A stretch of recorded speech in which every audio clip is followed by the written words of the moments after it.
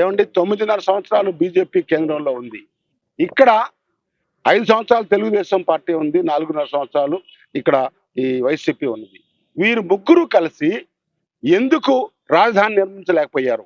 అసమర్థత, లేకపోతే కావాలని చేస్తున్నారా ముగ్గురు?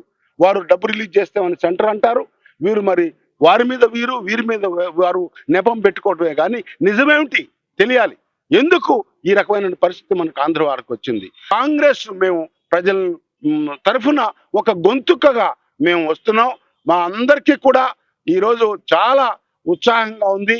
కాంగ్రెస్ శ్రేణుల్లో అందరూ కూడా ముందుకు వస్తున్నారు, ప్రజలు ముందుకు వస్తున్నారు. షర్మిల గారు కూడా కాంగ్రెస్ లో జాయిన్ అవడంతో ఇంకా కాంగ్రెస్ శ్రేణులో ఉత్సాహం పెరిగింది. రాబోయే నెలలో పరిస్థితి మారుతుంది. పొలిటికల్ సినారియో ఈ చదరంగం మారి కాంగ్రెస్ తో పాటే మరి ప్రభుత్వం ఏర్పాటు చేసేటువంటి శక్తికి కాంగ్రెస్ ఎదగబోతుంది అని మనవి చేసుకుంటూ, మేము 5 గ్యారంటీలతో కర్ణాటకలో గెలిచాం, 6 గ్యారంటీలతో మరి తెలంగాణలో గెలిచాం, 7 గ్యారంటీలు మేము ఇక్కడ ఇవ్వబోతున్నాం. 7 గ్యారంటీలతో మేము కాంగ్రెస్ గెలవబోతుంది. 1 పోలవరం, 2 అమరావతి రాజధాని, 3 ప్రత్యేక హోదా, 4 విశాఖ ఉక్కు మాతోనే ఉంటుంది, 5 రాయలసీమ మరి ఉత్తర కోస్తా ప్రత్యేక ప్యాకేజీ, 6 బీసీలకు ప్రత్యేకమైనటువంటి మేనిఫెస్టో, దానిలో కులగణన ఉంటుంది, బీసీలకు రిజర్వేషన్ ఇత్యాది ఉంటాయి.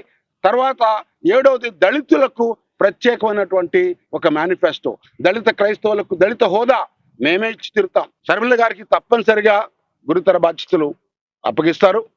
4 ఏళ్ళు కాంగ్రెస్ ని ప్రశ్నించలేదు, ఇంకా 4 రోజులు ఆగండి. 4 రోజుల్లో ఏ బాధ్యత అనేటువంటిది తప్పనిసరిగా తెలుస్తుంది. ఎవరైతే నాయకులు కాంగ్రెస్ పార్టీలో ఉండి ప్రజలకు సేవ చేసి సమాజంలో మంచి గౌరవం పొంది అనేక కారణాలు, ఉదాహరణకు ఒక కారణం ఏంటంటే వారు చెప్పిన సాకు విభజన చేశారు, మరి బట్ట కాల్చి మా మీద వేశారు. అందరూ పాల్గొన్నా సరే మేము శిక్ష భరించాం. 10 ఏళ్ళు తప్పు అనుకొని శిక్ష భరించాం. ఈరోజు మేము 10 ఏళ్ళు శిక్ష భరిస్తూ అధికారం లేకపోతే ఆ 9.5 సంవత్సరాల్లో ఏమైంది? ఈ మొత్తం దేశంలోనే ప్రజాస్వామ్యం ఉందా? రాజ్యాంగం నడుస్తూ ఉందా? పరిపాలన నడుస్తూ ఉందా? ఇవన్నీ చూసి ప్రజలు మా దగ్గరకు పరిస్థితులు చూసి మాకు గౌరవం లేదు అని చాలా మంది సిట్టింగ్ ఎమ్మెల్యేలు ఉన్నారు, ఎక్స్ ఎమ్మెల్యేలు ఉన్నారు, అన్ని పార్టీల్లో ఉన్నారు. వారందరూ వారి పేర్లు నేను చెప్పడం సమంజసం కాదు, కానీ మీరే చూస్తారు. 1 నెల లోపల ఆ పరిస్థితి మారి చదరంగం మారుతుంది. కాంగ్రెస్ పార్టీ అధికారంలోకి వస్తుంది.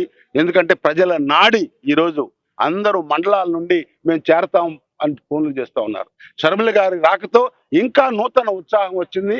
అందరం కలిసి మొత్తం మా సమిష్టి నాయకత్వంలో కాంగ్రెస్ పార్టీని గెలిపిస్తామని పత్రికా మూలకంగా నేను చెప్తా ఉన్నాను. మరిన్ని వీడియోస్ కోసం ఛానల్ ని సబ్స్క్రైబ్ చేయండి, లేటెస్ట్ అప్డేట్స్ కోసం వాట్సాప్ ఛానల్ ని ఫాలో చేయండి, అండ్ లింక్ డిస్క్రిప్షన్ లో ఉంది.